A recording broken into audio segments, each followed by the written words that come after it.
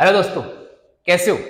आज अपन इस वीडियो में डिस्कस करेंगे reproduction in organism. Class 10th का एक चैप्टर है जिसमें शुरुआत में कुछ एसेक्सुअल रिप्रोडक्शन के बारे में बातें की गई है। तो आज अपन इस वीडियो में उन्हीं के बारे में डिस्कस करेंगे कि एसेक्सुअल रिप्रोडक्शन एक ऑर्गेनिज्म किस तरीके से कर सकता है। तो रिप्रोडक्शन की बात अपन अगर स्टार्ट करते तो बोलते हैं कि रिप्रोडक्शन एक ऑर्गेनिज्म करता ही क्यों है। सबसे पहली बात तो यही है कि रिप्रोडक्शन अपन पढ़ रहे हैं तो अपन को ये पता होना चाहिए कि एक ऑर्गेनिज्म रिप्रोड्यूस क्यों करता है। तो इसका आंसर आपका होना चाहिए कि एक ऑर्गेनिज्म अपनी जैसी स्पीसीज इस नेचर में कंटिन्यू रखना चाहता है, इसलिए एक ऑर्गेनिज्म क्या करता है, रिप्रोड्यूस करता है, अपने जैसा और बनाता है। और इसी का रीजन है कि एक ऑर्गेनिज्म बार बार क्या करता है, रिप्रोडक्शन से नई प्रोजेनी बनाता है ताकि क्या हो, स्पीसीज की कंटिन्यूटी इस नेचर में बनी रहे। अगर रिप्रोडक्शन आज ही सभी ऑर्गेनिज्म स्टॉप कर दे तो मुझे बताओ कि नई स्पीसीज यहाँ पे आना चालू रहेगी? नहीं, नई स्पीसीज नहीं आएगी। और नई स्पीसीज नहीं आएगी तो एक दिन इस नेचर से सारी की सारी वो स्पीसीज जो है वो एक्सटिंक्ट हो जाएगी। इसलिए ऑर्गेनिज्म क्या करता है, रिप्रोडक्शन। क्या बात समझ में आई? उसके बाद रिप्रोडक्शन दो टाइप के होते हैं। अब ये दो टाइप क्यों बना दिए रिप्रोडक्शन के? दो टाइप बना दिए जेनेटिक मटेरियल के बेस पे। अगर एक ऑर्गेनिज्म में जो जेनेटिक मटेरियल जैसा का जैसा है वैसा का वैसा अगर नेक्स्ट प्रोजेनी में जा रहा है, कोई चेंज नहीं हो रहा, तो ऐसे रिप्रोडक्शन को अपन एक टाइप का रिप्रोडक्शन बोल देते हैं। और एक रिप्रोडक्शन में क्या होगा, जेनेटिक मटेरियल किसी दूसरे जेनेटिक मटेरियल के साथ में मिक्स होगा और नया कॉम्बिनेशन बनेगा। ये भी एक रिप्रोडक्शन का टाइप है। पहला जो टाइप था जहां पे नया कॉम्बिनेशन बनता ही नहीं है, मतलब वहां से एवोल्यूशन नहीं होगा, नया कॉम्बिनेशन नहीं बनेगा, और ऐसे रिप्रोडक्शन को अपन बोलते हैं एसेक्सुअल रिप्रोडक्शन। और जिस रिप्रोडक्शन में नया कॉम्बिनेशन बनता है उसे अपन बोलेंगे सेक्सुअल रिप्रोडक्शन।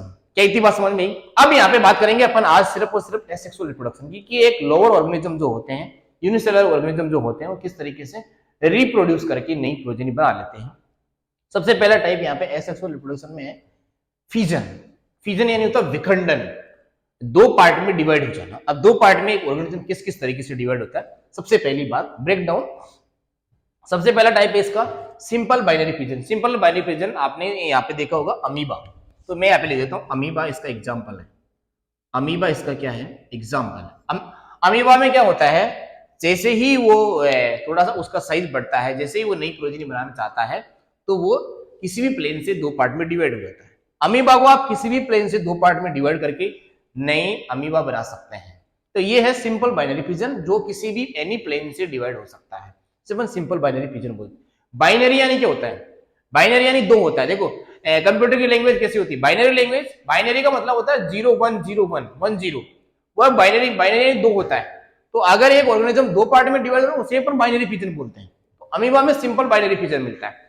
दूसरा बाइनरी फिजन क्या है, ट्रांसवर्स बाइनरी। ट्रांसवर्स का मतलब होता है ऐसे कट कर देना, लॉन्गिट्यूडनल का मतलब ऐसे कट कर देना, ऑब्लिक का मतलब ऐसे कट कर देना। ट्रांसवर्स इस तरीके से कट करना, एक ऑर्गेनिज्म को इस तरीके से कट करना, ट्रांसवर्सली कट कर रहे हैं, इस तरीके से कट करना, लॉन्गिट्यूडनली कट कर रहे हैं, और इस तरीके से कट करना, ऑब्लिकली कट कर रहे हैं। समझ गए मेरी बात?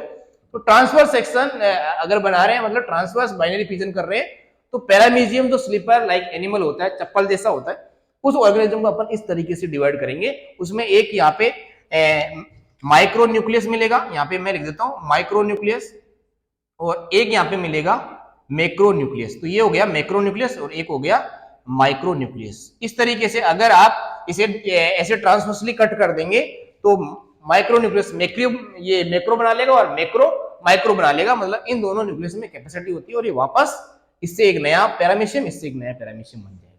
क्या इतनी बात समझ में आई? इसका एक एग्जांपल आप और याद रख सकते हैं, और इसका एग्जांपल है प्लेन एरिया, याद रहेगा। उसके बाद में नेक्स्ट है लॉन्गिट्यूडनल बाइनरी फिजन, जो मैंने आपको बताया कि एक ऑर्गेनिज्म को ऐसे सीधा अपन ऐसे लॉन्गिट्यूडनली कट कर देते हैं, उसे अपन बोलते हैं लॉन्गिट्यूडनल बाइनरी फिजन। ऐसा देखा गया यूग्लिना में। किसमें देखा गया?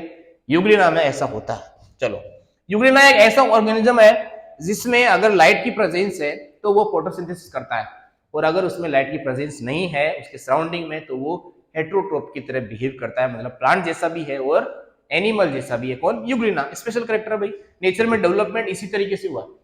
आगे चलते हैं तो बोलते हैं मल्टीपल ये फिजन कैसे होता है। मल्टीपल फिजन का मतलब होता है, जैसे बाइनरी फिजन का मतलब दो पार्ट में डिवाइड होना, मल्टीपल फिजन का मतलब होता है बहुत सारे पार्ट में डिवाइड होना। बहुत सारे पार्ट में कैसे डिवाइड होता है?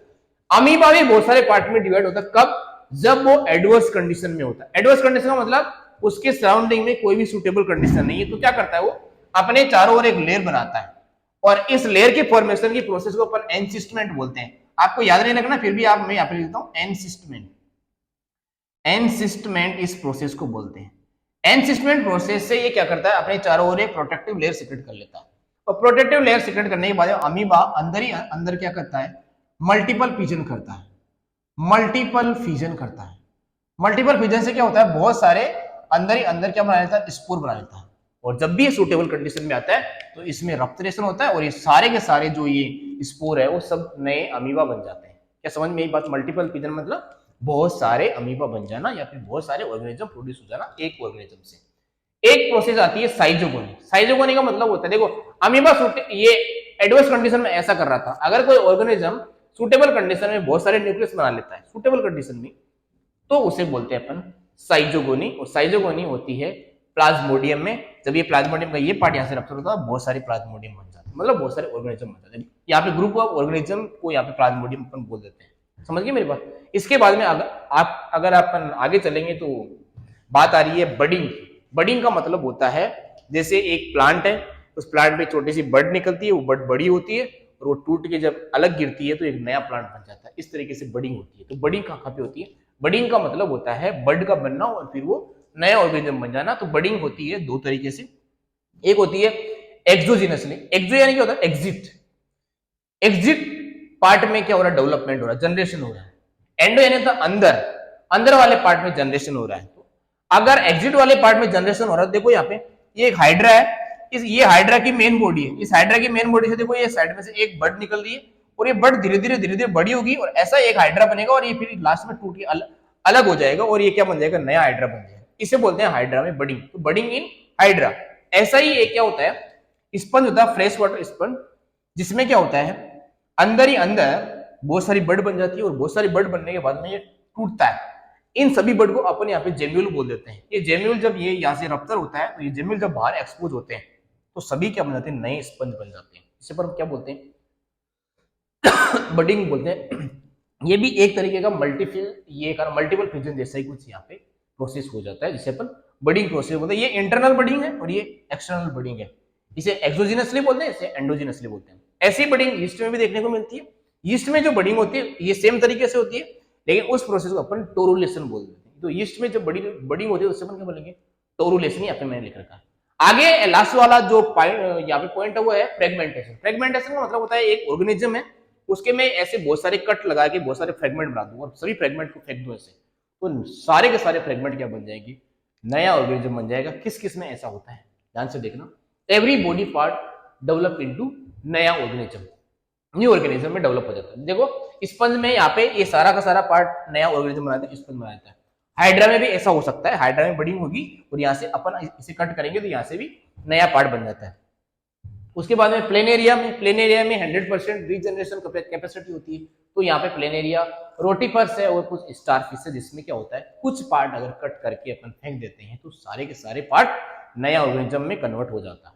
समझ में आए? इसके बाद में लास्ट टॉपिक है, उसका नाम है रीजनरेशन। रीजनरेशन का मतलब होता है रीजनरेट कर जाना। जैसे इसको मैं अगर बहुत सारे पार्ट में ऐसे कट करके फेंक दूं और ये नए मार्कर बन जाए, ऐसा हो जाए, तो इसे अपन बोलेंगे रीजनरेशन। और रीजनरेशन कैपेसिटी में अगर ह्यूमन बॉडी में बात करूं तो अपने ऑर्गन में, किसी भी ऑर्गन में रीजनरेशन कैपेसिटी नहीं है। ओनली और ओनली लीवर में कुछ रीजनरेशन की कैपेसिटी है। तो 40% के समथिंग, 30% के समथिंग अगर लीवर डैमेज हो गया है और उसे एक डॉक्टर जब कट करके फेंक देता है तो नया लीवर बन जाता है उसकी जगह। पूरे लीवर का रीजनरेशन नहीं होता है, 100% रीजनरेशन अपने लीवर में नहीं होती है, लेकिन कुछ पार्ट अगर लीवर का डैमेज हो जाए और उसे कट करके फेंक दे तो नया लीवर बन जाता है, उसमें रीजनरेशन की कैपेसिटी होती है। उसके बाद में अपन यहाँ पे बात करेंगे तो रीजनरेशन की दो टाइप यहाँ पे दे रखे हैं, एक है मॉर्फोलेक्सिस और एक है एपीमॉर्फोसिस। मॉर्फोलेक्सिस में क्या होगा? मॉर्फोलेक्सिस में अगर किसी ऑर्गेनिज्म का एक बॉडी पार्ट या फिर एक ऑर्गन बाहर फेंक दे तो वो नया ऑर्गेनिज्म में कन्वर्ट हो जाता है। जैसे प्लेन एरिया, जिसमें 100% रीजनरेशन कैपेसिटी होती है। जैसे मैं बोलता हूं ये प्लेन एरिया है, ये प्लेन एरिया मान लेता हूं, ये क्या है? ये प्लेन एरिया है। इस प्लेन एरिया को अगर मैं इस तरीके से कट लगा दूं, ऐसे मैंने इस प्लेन एरिया के बहुत सारे कट लगा दिए, ऐसे बहुत सारे कट लगा दिए और इन सभी को मैं ऐसे फेंक दूं बाहर, तो ये सभी के सभी क्या बन जाएंगे, नए प्लेन एरिया बन जाएंगे। जो एनसीईआरटी में आपको डायग्राम देके ऐसे बता भी रखा है कि इस तरीके से कट करने से बहुत सारे प्लेन एरिया फॉर्म हो जाते हैं। इसे अपन बोलते हैं एक पार्ट से ही पूरा ऑर्गेनिज्म बन जाता है। एक है एपीमॉर्फोसिस, का मतलब होता है ये भी यहाँ पे रीजनरेशन का टाइप है। जैसे आप अगर किसी बॉडी पार्ट को कट करते हैं, जैसे मान लेता हूँ कि ये मेरा हाथ है, इस हाथ को यहाँ से कट करे और नया हाथ आ जाए, ये कट करने के बाद ये पुराना हाथ फेंक दिया और नया हाथ निकल के आ जाए, इसे अपन बोलते हैं कि एक बॉडी पार्ट जो जिसमें कट लग गया या फिर वो खो गया एक पार्ट, उसका रीजनरेशन होना एपीमॉर्फोसिस होता है। और ऐसा आपने देखा होगा घरों में जब अपन छिपकली को मारने भागते हैं तो छिपकली कहीं ना कहीं अपनी पूंछ को छोड़ के भाग जाती है, वो टूटती नहीं है पूंछ, वो आपको एक तरीके से बिजी कर देती है और खुद छुप जाती है। तो वो जो टेल छोड़ के भाग गई है, वो टेल छोड़ के इसीलिए भागी है ताकि आप उस टेल को देखने में बिजी हो जाए और वो अपनी जान बचा के निकल जाए, समझ गए। तो वो जो टेल है वो उसके वापस आ जाती है, तो खोए हुए पार्ट वापस अगर आ जाते हैं उसे अपन बोलते हैं एपीमॉर्फोसिस। और ऐसा देखा गया लीजर्ड्स में, छिपकली में ऐसा देखा गया। Okay, all the best, thank you. इसमें इस टॉपिक में अगर आपको कोई भी डाउट है तो मुझे आप कमेंट सेक्शन में जरूर पूछिएगा, मैं आपके तुरंत आंसर दूंगा, ठीक है।